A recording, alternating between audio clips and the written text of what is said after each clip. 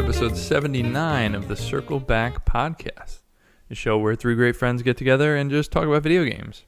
I'm Dan LaMarca. As always, I'm joined by Dan Dufresnoy. Hey, Dan, how are you? And not Shelby White. Shelby, how are you? Oh, no. Shelby's MIA. It's hard for all three of us to get together these days. But miss you, Shelby. The show must go on. So, we're going to start it off like we always do. Dan, I know you haven't been playing that much, but that's okay because I haven't been playing anything. I have been playing a lot of things for a little bit of time. Okay. I kind of touched a lot of things, and that's about it. So we have a lot to talk about, but not too long about it. Yeah, some of it will be long. Okay. So we'll start out with the demos because I actually played 3 different demos. Okay. Which is pretty interesting that is I played interesting. 3 demos. Let's start off with the big one. Final Fantasy VII Remake. They released a demo on the date that it was initially supposed to come out fully. What was it, March 1st, March 2nd, whatever. I played through it. And broadly, I think it's really good. I like the way that they're doing the combat. It feels good to play. It's interesting because you're not necessarily like directly controlling each sword strike. You're just kind of like, you can like hold square and you'll just like slash and slash. And then it's more about like using your abilities, switching to the other characters, using their abilities.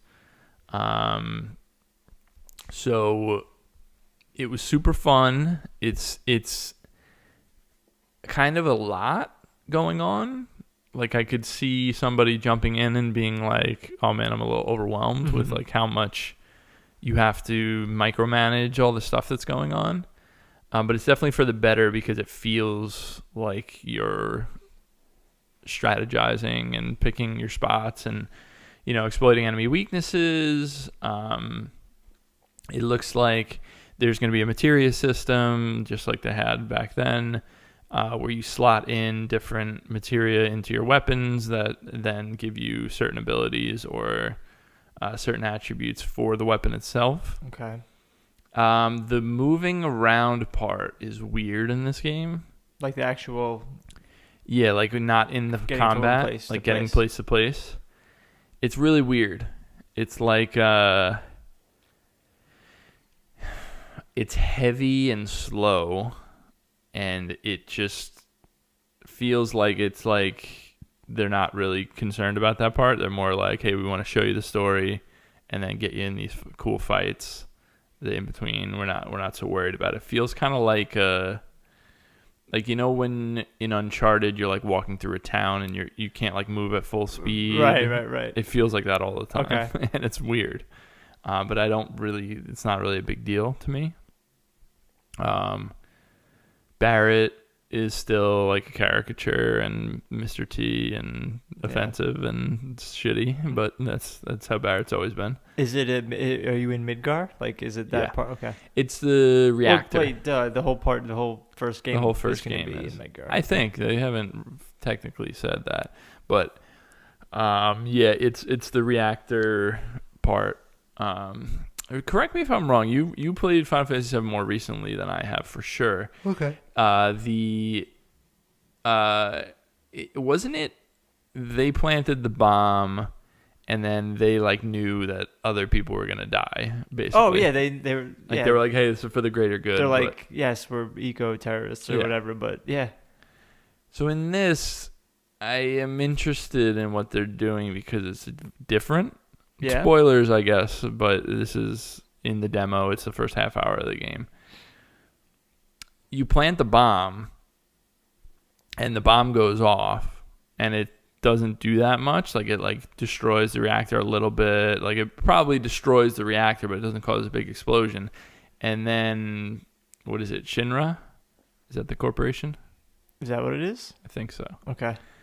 The boss of that, like... Oh, yeah, in the big suit? In the big... Yeah. Okay, that's in the original game. Yeah. Well, he, like, basically has its own turrets and stuff fire on the reactor and blow it up. Oh, interesting.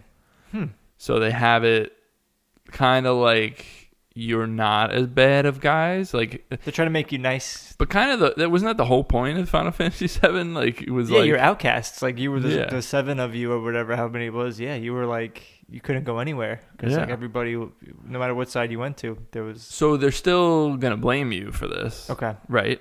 Because nobody knows that, right? Except for the player. Oh, I don't remember if Shinra then. I don't think so. Yeah, I think it was you, and you were like, well, we had to do what we had to do. Yeah. Still shitty Cloud, being like, I'm only here for the money. There's voice acting in it, right? Yes.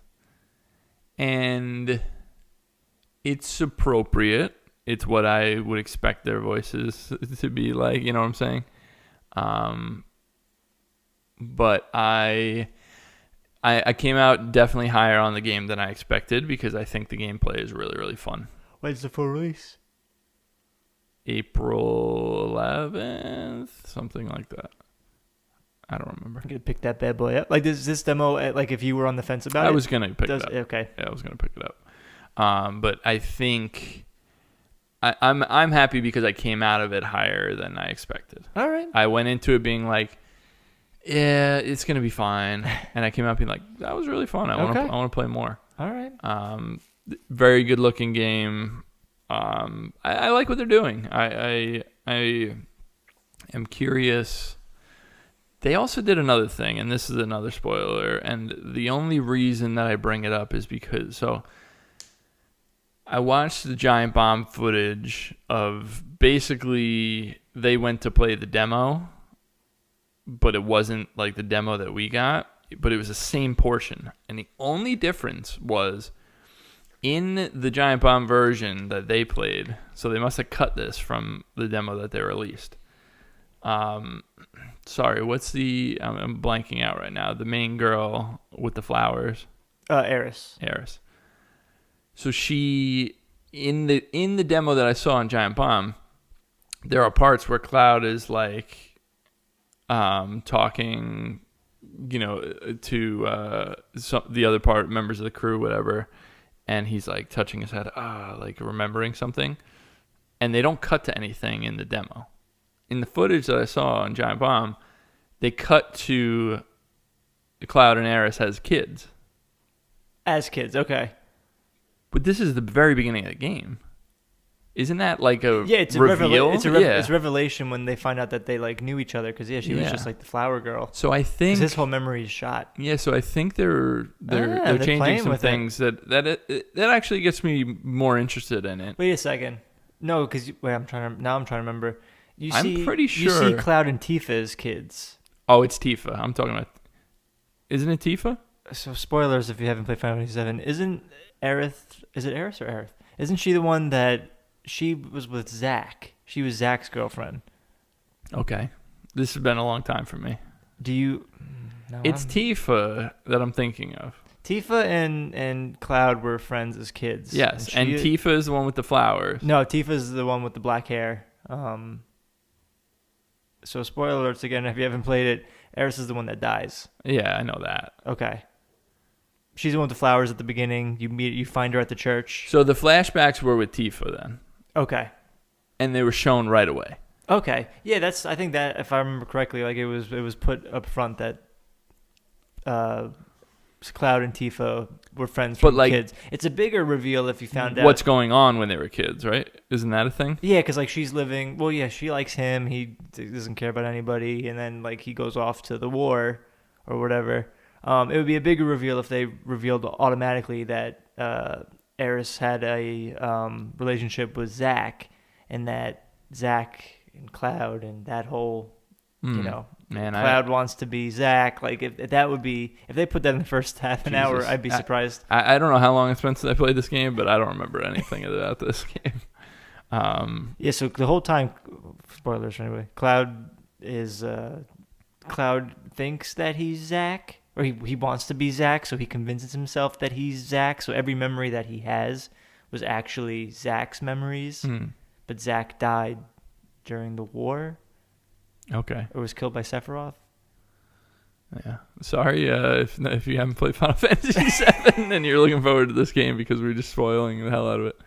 But anyway, for whatever reason, in my memory, they cut it. Okay. When they showed that portion and they showed Cloud's first person view in the village and Tifa being like, "Hey," and them as kids, for me it was like, oh, I don't remember this being like a focal point in the beginning of the game. Okay. Like I feel like I remember that being like important development later on in the game. Right. For me, maybe I'm misremembering. Okay. But yeah, those are the two things that I felt that they are changing a little bit. Interesting. I'm gonna have to give it a go. Definitely play the demo. Yeah. I liked it a lot. I think it's interesting. I enjoyed the combat. I enjoyed playing it. So I'm looking forward to the game. Cool, man. Next demo. Game called Backbone. Okay. So I don't know if this is a thing lately where indie developers are releasing quote unquote prologues, but Backbone and the next one I'm going to talk about both put out something called prologue chapters, and which are basically like demos or like the beginning of the game or something, similar to what Final Fantasy did. And this game Backbone, I've had my eye on for a bit. And didn't realize that this demo has been out for a while. So I jumped into it. It's basically a noir, 2D side-scrolly, very picture like Night in the Woods moving left to right sort of thing, where like you can go into buildings and you can talk to people on the road, but it's very pixelated, like really nice pixel art. And it's all anthropomorphic animals, like a Night in the Woods type of thing. But it's like a dark 80s noir, city with neon lights, raining. Oh, Blade Runner. But not Blade Runner. It's not futuristic. But you're a private detective, and you're a raccoon private detective. That sounds awesome. And it's really cool. The art is beautiful. The writing is good. The things around the edges. I mean, this is a demo, but like the menus and the font treatments, I don't like at all. But I don't think that's enough to like say, oh, I'm not into this game anymore. But it's just really neat. Like it starts out you're at your house / office and. You get this lady walks in and she's talking about how she thinks her husband's cheating on her and she wants you to get pictures so that she can go to court, whatever. And then you're going around talking, trying to find this guy. Like it's neat. It's really sounds cool. Really interesting. Yeah. And yeah, I won't talk too much more about it. I'll just say I liked what I played of it. I'm excited for the full release. And that game is called Backbone. But the demo is the prologue? Backbone Prologue. You can get it for free on Steam. I don't know. This is the interesting part about these prologue chapters. Is it part of the game or is it the beginning that you should play before the game? I don't know. So they both of the ones that I'm going to mention here strike me as the beginning of the game. Like if you bought the full game, this would be how it would start. Yeah. Gotcha. So that's Backbone. The next one I'm super, super high on. It's called A Space for the Unbound. And it's the prologue. A Space for the Unbound Prologue. Came out end of January, this prologue. They're scheduled full release for at some point in this year. And it basically... It's a hard game to describe, but it's definitely going for... like a magical realist sort of thing, but grounded in like I think it's in like the 90s or late 80s Indonesia. Okay. And you play as this like young high schooler, maybe like 9th or 10th grade, who's friends with like this middle school girl, and they like write stories together. And so you're like, she's always like, you're the best co-writer ever. Like, but she's like the ideas person. He just kind of like helps guide it. And the whole thing hinges on this like magical red book that allows you to like go into this like alternate world for each character that you meet. So like if you're trying to solve a problem, like you had to take this, city worker's ladder, and he's like, you can't touch that ladder. It's property of the city, whatever. He's like sleepy, so you use the red book to go into his world to basically you like get a glimpse into what's going on in his life, and then you're like solving little puzzles inside of that. It's just a like super well written, one of the most beautiful pixel art games I've ever seen. It's so beautiful. And I think it's gonna be like kind of a heavy there's something about like just playing this game. Like if you just play this demo, you just know that it's great. Like the emotion of it. It's not like being too heavy-handed, but it's just like the right balance where it just feels really, really good. Cool. Like how some things just like hit you and you're like, oh, this is good. Yeah. I got such a sense of that, and the prologue leaves you off. That's really cool. With a bit of a cliffhanger. It's pretty cool. And that's on Steam? That's on Steam as well. And that game is A Space for the Unbound. Cool, man. It's really, really cool. My interests. So. Very, very excited for this one. That's definitely the best of the 3 demos I played. And the other 2 were good. That one just really blew me away. Wow, man. Now for the other games that I played. There's an old game called 2 Point Hospital. It's like a simulation, like a Zoo Tycoon, roller coaster tycoon type of thing, but it's for like hospitals. Interesting. But it's like jokey. Like someone's feeling lightheaded, they like literally have a light bulb for a brain, and they have to like come in and get it unscrewed, and their head pops out. Like that sort of thing. They did a remake last year. I think it was in early access prior to that, but it was released last year, and it's on Game Pass for PC. So I just played it. And it's super good. It's like a really fun. It gives you that feeling of like an Overcooked, where like you're like have a bunch of spinning plates. You're trying to do a bunch of things at once. You're building up your hospital. Like it's super cool. And because it was free on Game Pass, I was like, let me give it a try. So I played a couple hours of it, and I was like, this is just super fun. I used to like those roller coaster tycoons. And me stuff too. Like that. Those yeah, were fun. Really, really good. And this scratches that itch where it's like, oh man, like this is great. Cool. Yeah. Not too much more to say about it, except for I enjoyed it. I played a couple hours, and it's fun. Another game that I'm playing, also from 2019, it's called Death Crown. This is a pretty interesting game. It's like a very, very basic like RTS, where your only options are to build. You have 3 different buildings you can build. It's a mine that generates gold. It's a tower that shoots enemies as they approach it. And it's a graveyard that spawns your undead army. So you are death. And you are trying to destroy this kingdom because you were wronged by the king in some way. It's a 1-bit art style where it's just black and white. The drawings are in black ink, and then the contrast is white. Does it look like Oberdin? Like it looks like... It's that style. I see this. What's it called? Death Crown. Death Crown. Lucas Pope called his game 1-bit, so I think it's that same style. It's absolutely gorgeous to look at. I like a lot of the little sounds in the game. And it's just a simple, like, fun game that like you're kind of you're going through these small missions that like are kind of like little puzzle boxes, and you're just trying to like solve the most efficient way to do it and destroy the castle at the end.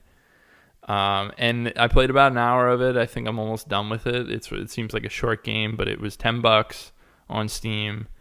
It's a really cool thing. Like it looks like I'm sorry. It looks like They Are Billions, but like with the style of it's that same idea, but it's very, very stripped down. It's literally you're just making those 3 different buildings and then clicking and dragging. Like there's no like They Are Billions is like kind of an in-depth like RTS. This is like, the most simple stripped down version of cool, that. man. And it's really neat.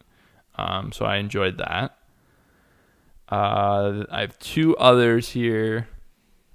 The next one is in early access. It's also on Xbox Game Pass in the preview program. It is called World of Horror. Ooh, is it a scary game? It's a very scary game. Oh, gosh. You know Junji Ito? No. It's a Japanese illustrator that is like beloved by many, many, many people. Just look up like Junji Ito art. Wait, this sounds familiar. He's done a bunch of manga. He's done anime. Junji Ito. And he... Oh, okay. Yeah, no, You've seen I the know style, this guy. I'm sure. This game is basically a love letter to Junji Ito. Like I've seen that one before. I've seen that. Yeah. He is like a body horror, but always black and white, like similar to what I was talking about with Death Crown, where it's like 1-bit looking. So this game, World of Horror, you should look up some art for that. This is scary. You looking up World of Horror or Junji Ito? Junji Ito. Look up World of Horror, because this is made by a 1-person team. What's the name of the developer? Just so before you look at the art. World of Horror. Made by Panstas, Panstasz. Yeah, so it's this one Polish guy that wanted to make this like love letter to horror and Junji Ito. Ooh, it's scary. Ooh. It is gorgeous, like absolutely gorgeous, really, really cool looking. It's basically like a rogue, like a narrative roguelike. Really interesting. Which is such a weird concept, but it's basically like it's a run-based narrative game where you're like going through different cases and like trying to, like the first one you go with is like, it's like the tall woman with scissors or something, and you hear this story and like your school is abandoned. And you're searching through the school. So it's like very old school, like 90s FMV, where it's like one screen and then it's like almost like a what's it called? Phoenix Wright, where it's like you have one screen to look at and then you're like exploring. The other one, yeah. And then you go to the next screen. Mm-hmm. And you're kind of going through these different areas looking for clues to solve the case, whatever. And you just like get killed along the way, like some monster will come up and you go into like a weird battle system. It's just a super unique kind of game, and the way that it looks and the scares in it are amazing. It's very striking, yeah. It's really, really neat, and it's been in early access for quite a bit from what I've heard. And I think he plans on releasing the final game this year. Oof. So it's really, really cool. I think. So this is a bigger conversation that we should probably have. Maybe we could start this conversation now. We talked last year about early access games and how we want to handle that. Right, okay. So I think the only, like, if we want to continue doing this the way that we do it, where it's like, okay, once a game's released 1.0, that's when it's eligible for Game of the Year. Mm-hmm. Otherwise, we have early access Game of the Year as a category. That's a whole different. So if we want to do that, then I personally need to make the move of only playing a little bit of these games while they're in early access. Because you could beat it on early access. So, yeah, this game in particular is kind of a unique one because I think what they said as far as the roadmap is like, hey, the game is like feature complete. We're just adding in more stories and stuff. So it's not like finished. But like you can beat multiple stories and things like that. The thing that I'm saying though is what I really want to do is, because I've played, think about Griftlands last year, think about Slay the Spire in 2018. It's like when these games come out in early access, I play the shit out of them, and then when the year that it actually comes out, it's not the year that I played the most of it. Right.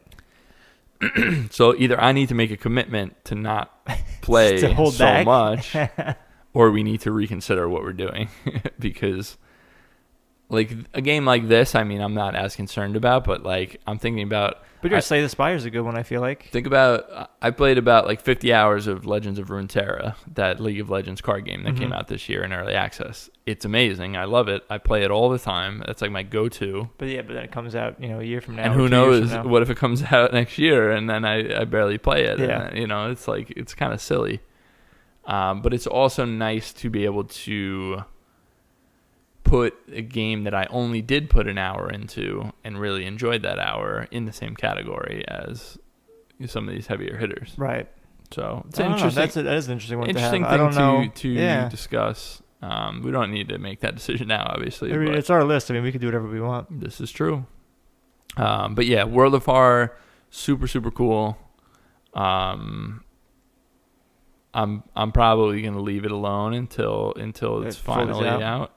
It looks crazy. But yeah, it's a beautiful game. The writing is good. I like it a lot. So yeah, that's World of Horror. Last one. This game just came out end of February. It's called Beautiful Desolation. It is basically a love letter to like Fallout 1 and 2. Okay. Like that style of game. Yeah. But it's not an RPG. It looks like those games. It's meant to look like those games with like the 2D drawn backgrounds with the character running across it isometric. Like it's meant to evoke that, but it's an adventure game. Okay. So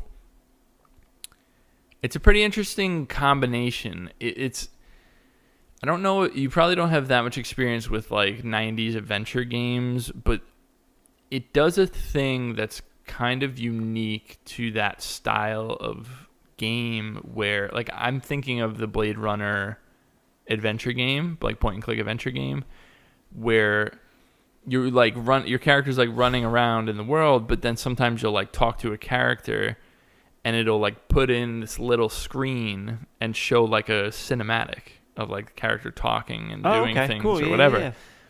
And it looks like they intentionally made it look like that style. And it's really, really cool and well done. The graphics are beautiful. I love the style of this game. I know, I keep having you pull your phone out. But so the pitch, I'll tell you about the beginning of this game because I've only played about an hour. Like I said, all these games I'm like, I dip my toes into. Oh, wow. The beginning of this game... it's 1976 in South Africa. Okay? You're just driving along with your wife, and all of a sudden, this big. She said, "What is that in the sky?" And this big like burst of energy comes out, and it like throws a bunch of cars up in the air, and your car gets flipped over, and your wife dies. Oh my gosh! Then it flashes forward 10 years later, and you are like obsessed with this thing that's called the Penrose. It's this gigantic thing in the sky. It's this big like triangle. It's made of metal. It's this crazy thing. You watch this video that's like an educational video from like the Penrose Initiative or whatever. And it basically, when the Penrose showed up, it's this otherworldly thing. There's no life on it or anything, but it has such insane advanced technology that it advanced the world's technology immensely. Okay. So if it showed up in this area of South Africa, they flew helicopters up, harvested a bunch of stuff, used all their technology, and it advanced like everything. Wow. You're kind of like obsessed with figuring out why it's here, what the thing is, because your wife died the day that it came in, right? So you right off the bat, the thrust of the game is you go to your brother who's like a helicopter pilot, and you're like, we need to go up to the Penrose. Like, I'm not taking no for an answer. Tonight's a good night. It's going to be raining, and there won't be guards guarding it, whatever. So you go up, and basically something happens, and you're transported to another time. In the same place. You don't know if it's the past, if it's the future. And that's kind of all I'll say specifically about the story. I don't want to get too deep on it. But it's really neat, and I love looking at it, and I love the cinematics and everything. I think the overall like sci-fi story sounds amazing. It's really interesting. I think some of the dialogue is a little like stilted, like not maybe the most nuanced dialogue. But I'm intrigued enough by the overall story that I'm way into it. Wow, man. All these games sound incredible. Yeah, this one's really cool. I'm definitely going to see it through. Are you going to play more, or are you going to hold off till the full release? This is the full release. Oh. It came out end of February. For what platform? Just Steam, I think. For now, at least. I could be wrong. We should look it up. But yeah, it's called Beautiful Desolation. A lot of the gameplay so far has been standard like adventure game stuff where like you have to find things in the environment, combine certain things, figure out ways to get around certain people. It's an adventure game, but it looks like an isometric RPG. So it's kind of a unique thing, but I really, really am intrigued by the sci-fi story behind it. Yeah, it looks like it's just on Steam. So yeah, that's it. I also saw there's a new game out from the guys that made Mutant Year Zero, which I love. Yeah. It's called Corruption 2029. It's out in early access on Epic. And the things that I've heard about it are it plays almost exactly like Mutant Year Zero, but it doesn't have any of the world building and charm of a Mutant Year Zero. Oh, it's a shame. So I think I'm gonna skip it until it's full release and see if it's But I should look that up. I don't know if that's definitely early access. Let me take a peek at that. But yeah, Corruption 2029 is one that's on my mind, but I'm like, do I really want... Listen, I know you love Mutant Year I love Zero. Mutant Year Zero. It's so funny when you suggested Kentucky Route Zero to me. I confused it with Mutant Year Zero. So when I was playing Kentucky Route Zero, I was like, this is nothing like Mutant Year Zero. That's awesome. It is actually a full release, I believe. Oh, okay. Yeah, it is. They're very similar sounding. Yeah, I get that. Zero. Well, no, but just even like mutant Kentucky, like 2-syllable Mutant Year. Yeah, Kentucky Route Zero. Like it's just like. Yeah, very, very different. I love both of them, but very different. I think I will, like, I could see Corruption 2029 being one of those games that I dive into, but hearing people that I know that like Mutant Year Zero say like, this is a disappointing follow-up, for the reasons that, then I don't know if I'm willing to just dive in there. All right. Because I really like Mutant Year Zero a lot. I know you did. But anyway, that's about it for what I've been playing. It's quite a lot, but again, I just dipped into all those. I hadn't really had something to dive deep into. Mm-hmm. We got Ori coming out this week. That's one that I'm gonna jump in. So yeah, this is gonna be a bit of a shorter episode. I have some news stuff to talk about, and then we'll wrap it up. Yeah, lay it on. First one, GDC canceled due to COVID-19. So last time we were here, we talked about PAX East and Sony pulling out, and was it an overreaction? The world moves pretty fast these days. So over those 2 weeks, coronavirus stuff has gotten a lot more news coverage, a lot more people worried about it. Right. So it's definitely a bigger thing than a lot of people have expected. Big enough that they actually canceled GDC entirely. And a lot of other events look like they're following suit. There's like a Google event that's done. I think there's an Apple event that they're canceling. So everyone's eyes are on E3. Yeah.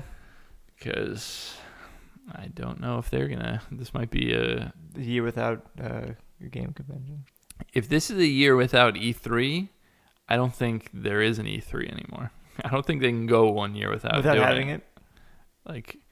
Because I'm telling you, the way that Jeff Keighley did the Game Awards showcase. Oh yeah, that was enough, right? I mean, no, what I'm saying is the showcase that he did, where he got a bunch of indie developers to put out demos on Steam. That is the future for conventions. yeah, and everybody can try it out. Everybody gets to play. Yeah, there's no future in having to stand on the line in the age that we're in right now. Yeah, everybody can. If I could play at home. Correct. So I think we're seeing a lot of developers lean towards that. I mean, what did I just talk about? I talked about 3 different demos. Yeah. I think we're headed in that direction, and I think if E3 goes a year without it, those developers that are putting out a game this year are going to want to get that out there, and I think this is going to be a good excuse for them to just get rid of it. Just cut it out entirely. Yeah, the thing that hurts about GDC is the developers. GDC is a unique convention because it is the networking convention of the year. And there's so many layers to it where this is where people pitch games to big publishers. This is where individual developers pitch ideas to get hired to these companies. This is where people give talks on their game and how they did certain things so that other people can get inspired by it. Like, there's so many things that are losing out in the video game community because of GDC being canceled that it really, really hurts. Not to mention the fact that a lot of these people aren't going to be able to get refunded for... I think their tickets are going to be refunded, but what about their flights? What about their hotels? You know, that's all up in the air. And for some of these people, the small studios, it could be a really big deal to lose out on a couple $1,000. So it really does suck. I mean, obviously you can't control these sort of things.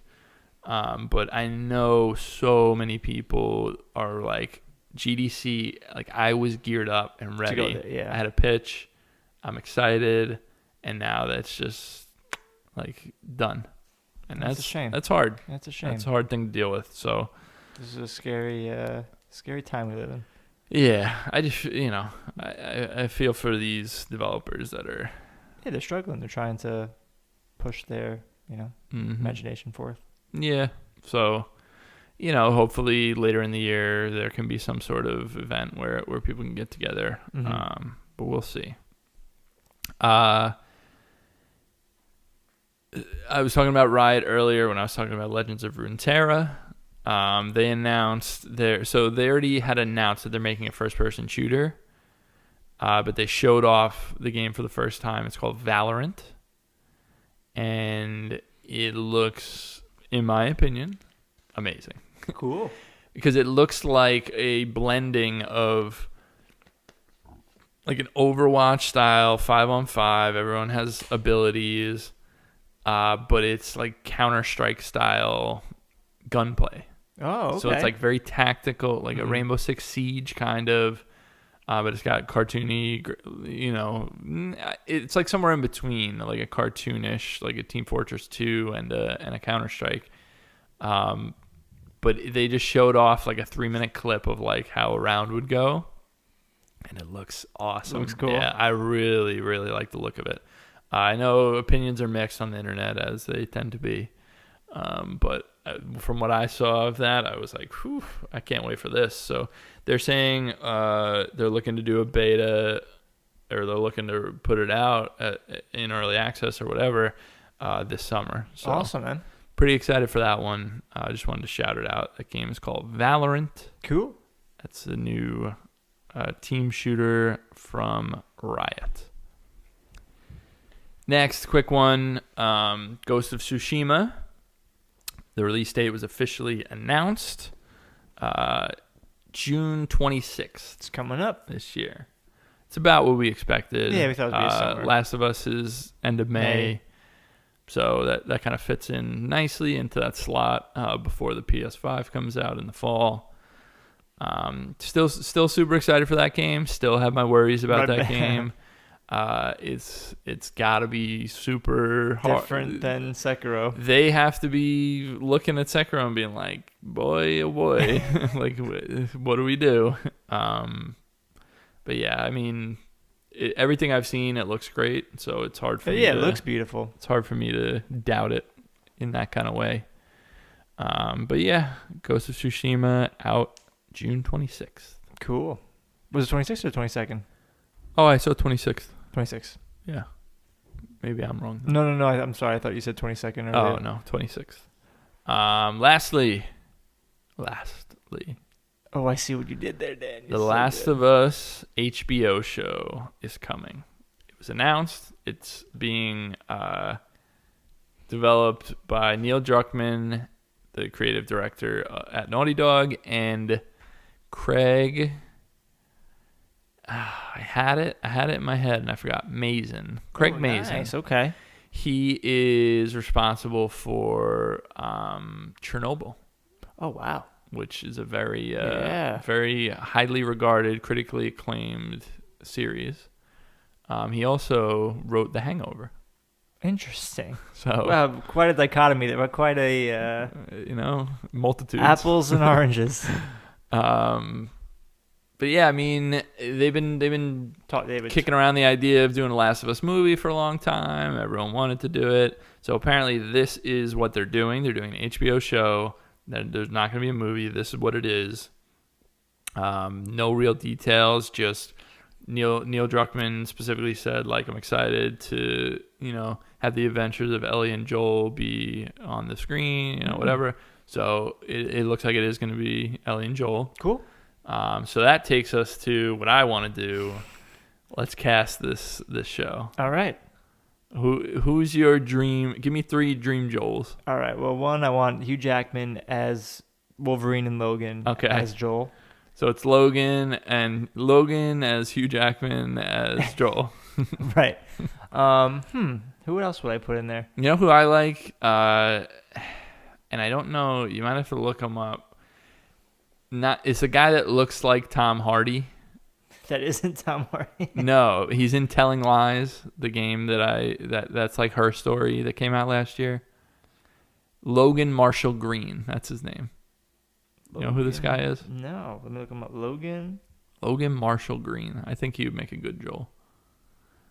And he's got that good intensity. Oh, he does look like Tom Hardy. That's what everyone says. I think he would be pretty good. Wow. I'm thinking about. Because you know what it is? It's like you don't like it's how we say with the Marvel Avengers game that's coming out, like they don't look like the superheroes that are in the Avengers movies, and people are like weirded out by it. It's like I'm okay with this person not looking exactly like Joel, but for some reason that's always where our minds go, is like, oh, this person would be a great Joel. What if we put like because like I think of like Viggo Mortensen from The Road. Oh, he'd be good because he was fantastic in that. I mean, he doesn't look like, you're right, he doesn't really look like Joel, but yeah. But that movie is The Last of Us. It is The Last of Us. That book is The Last of Us. And he was great in that. Because I feel like for Ellie it has to be like Ellen Page, like she'd have, like. Yeah. I know. But Ellen Page is how old now? I just put some makeup on her, It's like. You know who I think would be good is the girl from Midsommar, and she was in Little that's not Women. Bad. Okay. I could see. Yeah, I forget that girl's name, but she's a great actress. Yeah, I could see that. Did you see Midsommar? I didn't see Midsommar. Oh. But I could see that. But I know who you're talking about. Yeah. I think she would be really good. Really good Ellie. And she's, I mean, Also, how old? What about like a Colin Firth as no? No, Colin Firth isn't the rough, rugged dude. How old is Ellie in this new game? Do you know? I don't know. It's time. How old was she? I don't even know how old she was. She was like 13, 14 in the first one. Was she that young? So this is like a decade later, right? I mean, I guess she'll be like in her 20s. Yeah. So I guess we could be going for. What about Hermione? Oh, Emma Watson. Emma Watson? You think she could be tough? Yeah, sure she can. She hasn't really done that. Yeah, because everyone says Ellen Page because the character of Ellie looks like Ellen Page. Looks like Ellen Page. Kind of sounds like her too. Yeah. I mean, Troy Baker did such a good job with Joel's voice. Do you think Troy Baker would ever? I think he could do it. Do you think he would like step away from? I think the audio booth. I think they would understand. Like he has been in live action things. Okay. But I think he would understand that this is an HBO show and it's not going to be you. Anyone else coming to mind? Top of the brain? No. What about Idris Elba? Oh, I love Idris Elba so much. He could do that role. I love him. He would be cool in that. I like that. That's a good one. I like him a lot. Matthew McConaughey as Joel. No. He's like he could be serious though. You know, you could give him some, a little Rust Cole. Yeah. Yeah. You know? It'd be all right. What about a Jake Gyllenhaal? Oh, maybe. You know, I don't know. No? So like I love Jake Gyllenhaal. But I don't know. I feel like Jake Gyllenhaal, even as he gets older, I still feel is like very like young, like especially in the way that like his inflection is. Like even like Nightcrawler, which is such a creepy movie, like I don't know, he's still got this very like upbeat sort of. Yeah, I agree. You know. His energy is high. Christian Bale. Oh, that's interesting. Or even like a Matt Damon, you know? Yeah. Maybe. Matt Damon. I don't know if I could see that one. He grows out a beard. Yeah. I mean, any of these guys can grow a beard. You're right. I'm going back to what it looks like. You're right. I'm thinking of like the presence. Character, yeah. The presence. You need like an intimidating. Yeah. Bring Charlie Sheen back. Charlie Sheen? That's terrible. What about like a rough Brad Pitt? Oh, okay. Because he was pretty like rugged in Once Upon a Time. Yeah. If he had a beard, you know. Just think of him with a beard then. I wonder how like Jared Leto would be as Joel. Oh no. No way. Jared Leto is not rough and tough. Yeah. I think I actually really, the more I think about who I'm thinking of for Ellie, I think that girl from Midsommar would be great. That's the way to go. Let's look up her name. I like that. Yeah. What about so I can stop calling her that. Let's see, Midsommar. Obviously Hugh Jackman's everybody, yeah. I think a lot of people would say that. Movie. Oh, Midsommar. I spelled it wrong. Sorry. Florence Pugh? Yeah. Puh? Florence Pugh. Pugh. Yeah. She's awesome. What about like Kristen Stewart? What about a Ben Affleck? Ben Affleck is Joel? Huh. Maybe. I'm just thinking about Batman. Oh, yes, I was going to say. Oh, Joaquin. Oh, listen, Joaquin Phoenix can do anything. Yeah. I'm thinking of Joaquin and You Were Never Really There. Oh, as Joel? That's a good one. You know what I'm saying? Yeah. Just like he's got sort that of like protector, up, that tough, that weird, you know. And then get that. Takes a bullet to the face. Yeah, then get that girl from You Were Never Really Here. I mean, she didn't really talk much. Wasn't really, yeah. That's true. You need like someone that could like fight back against Joel's energy, you know? Yeah, like a little rapscallion. Yeah, no, someone that can like go toe to toe with Joel. You know, I guess that can dish it, you know, the same way. That's true. You got to be tough. Not a lot coming to mind for Ellie. I'm trying to think of like you know, young up and coming. Yeah. Oh, you know who I like? The girl from Booksmart, the friend. I think she'd be good. She was also in there was that movie with Brie Larson and what was Short Term 12. Oh, I don't know it. You just made me think of the other one from Little Women. I can never pronounce her name. Ronan. Saoirse Ronan. Yeah. She could be good. Yeah. Here, wait. She's like a tough one. Yeah, like she Lady would be Bird, good. like yeah, her in Lady Bird. Yeah. What's this girl? Wait, was it the girl in Lady Bird? Is that who you're talking about? No, her name's Caitlin Dever. Oh, I don't know. What else was she in? Let me see. She was in the show Justified. Caitlin Dever. Oh, she was in that show Last Man Standing with Tim Allen. But I feel like she's got like a very. Oh, sure. Yeah. I feel like she's got like. Oh, this is a good pick, Dan. Thanks, bud. She's good. I remember I've seen her in something. I feel like Short Term 12 is a great movie. Yeah. She was like really like like tortured, but also you didn't want to mess with her, sort of. What about the girl? She was in a series of like YA books turned into. It's not it's like it's like Hunger Games, but it's not.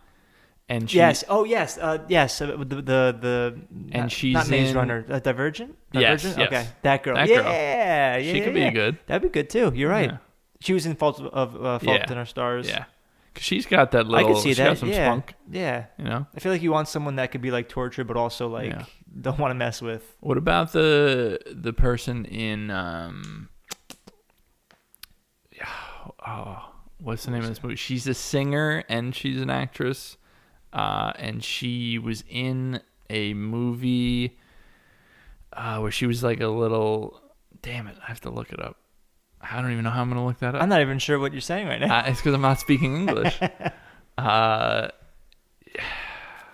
She was in like this is like a really, I don't even know if you probably won't even know, but she's in the most recent Pitch Perfect. I saw the first Pitch Perfect. Pitch Perfect 3? Is that it? Who's the cast? It's like Haley Steinfeld. Oh, why does that seem? Her name sounds familiar. That's her, Haley Steinfeld. She was in a really good for. Oh, I know her. Yeah. Oh, I know her. She was. Yeah. What the hell was that movie where she was like? The girl from Bumblebee. Yes. But she was in True Grit when she was young. Yes, the remake of True Grit. What the hell? Oh, Edge of 17. Is that the one I'm thinking of? That was like the. It was like a John Hughes-ish sort of. Damn, I'm not finding the one I want. But yeah, she can be. She got good energy for that. Yeah. I think the girl from the one that you said is like the best one. From thanks, man. Who is it? What's her name? Caitlin Dever. I think that's a good pick. So Caitlin Dever and what? Hugh Jackman. Is that our number one? Listen, Joaquin Phoenix, man. I could seriously. You're right. Saying like you were never really here, like having that. Yeah. But then, yeah. The problem is, and you never really hear, it was like a young, really slight girl, like not like a tougher girl. Right. You know what I mean? Right. You needed someone to. Yeah. Like, could he? Like, I don't know if he plays that as well. That's such a good movie, man. Yeah, it's a great movie.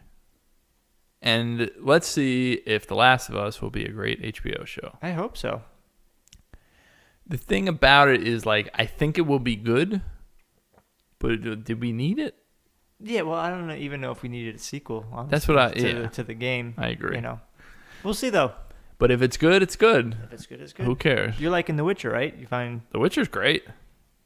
The Witcher's great because it wants to be like a Buffy, right? Like that's what it wants, and it's great.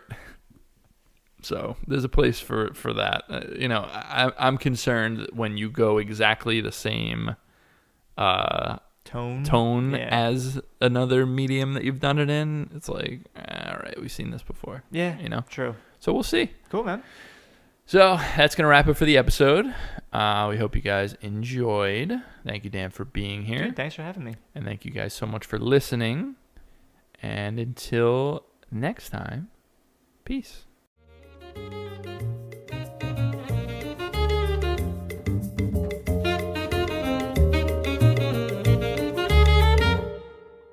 Hey everyone, thanks so much for watching and or listening. Just here to remind you that you can find us by searching for Circleback Podcast or Circleback Gaming on any of these podcast services: Anchor, iTunes, Google Podcasts, Spotify, Breaker, Pocket Casts, Radio Public, or Stitcher. By God, I'm out of breath because of all these podcast services, but you can find us anywhere there. Also, you can find us our video version on YouTube by searching Circle Back Podcast or Circle Back Gaming, and the rest of the videos we do. Thanks, guys.